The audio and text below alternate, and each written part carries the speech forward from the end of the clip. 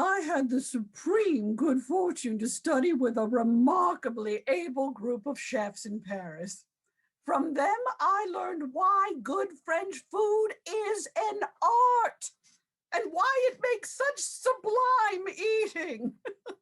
This careful approach, it will result in a magnificent burst of flavor, a thoroughly satisfying meal, perhaps even a life-changing experience.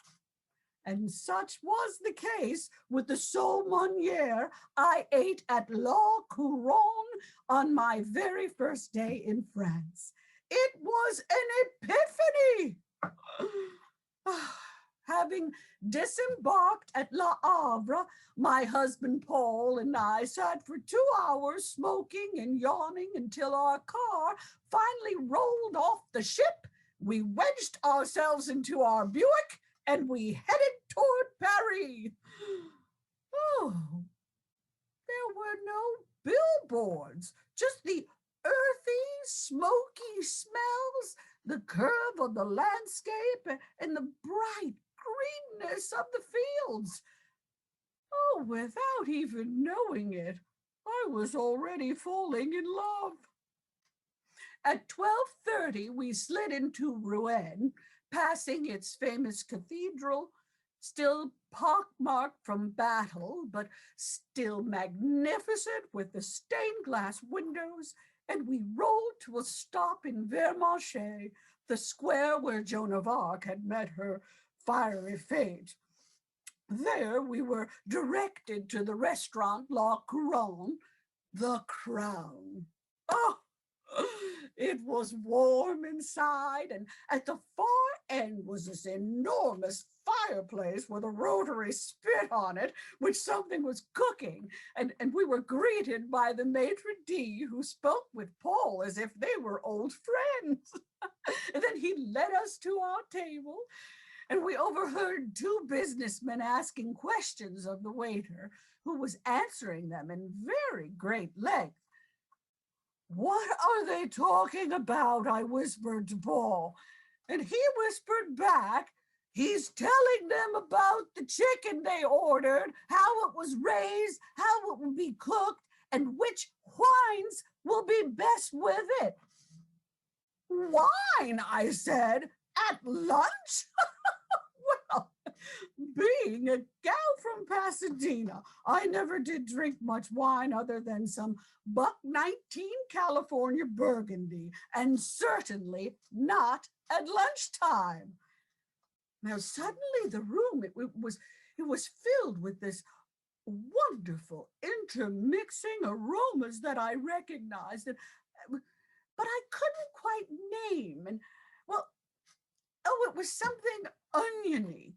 No, shallots being sauteed in fresh butter. What is a shallot, I wondered. Oh, my stomach, it was gurgling with hunger.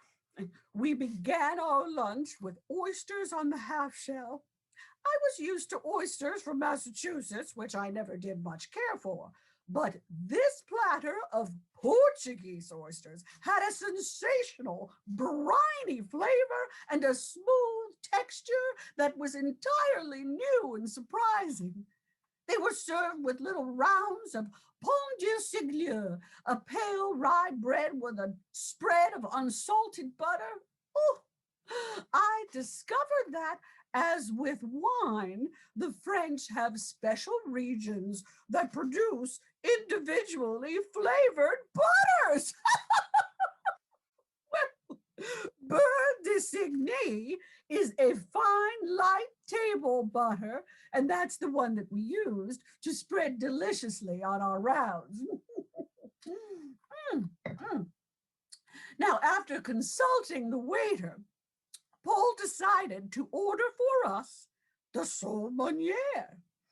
It arrived whole, large, flat Dover sole, perfectly browned in a sputtering butter sauce with a sprinkling of chopped parsley on the top. Oh, the waiter carefully placed the platter in front of us, and he stepped back and he said, Bon appetit. Oh, I closed my eyes and inhaled. Oh, I took that forkful of fish to my mouth and took a bite, and the flesh of that sole was so delicate with a light but distinctive taste of the ocean that blended marvelously with the brown butter. Oh, it was a morsel of perfection.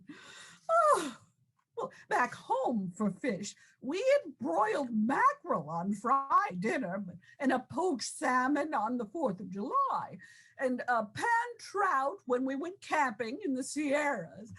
But that day at La Couronne, I had a dining experience of a higher order. Ah, along with our meal, we happily downed a whole crisp white wine from the Loire Valley. Another revelation. Oh, next came the salade vert. It was laced with a lightly acidic vinaigrette. Oh, just so wonderful. Oh, and I tasted my first real baguette.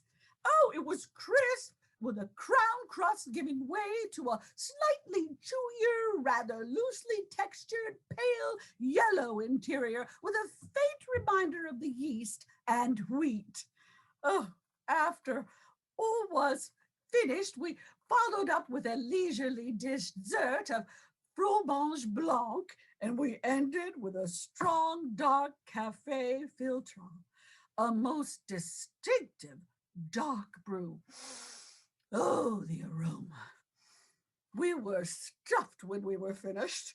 We floated out the front door of the restaurant into the brilliant sunshine and the cool air. Oh, our first lunch together in France had been absolute perfection. It was the most exciting meal of my life. In all the years since that remarkable meal, I have yet to lose the feelings of wonderment and excitement that it inspired in me.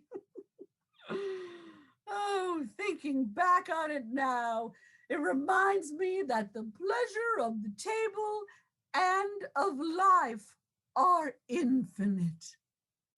Toujours bon appetit!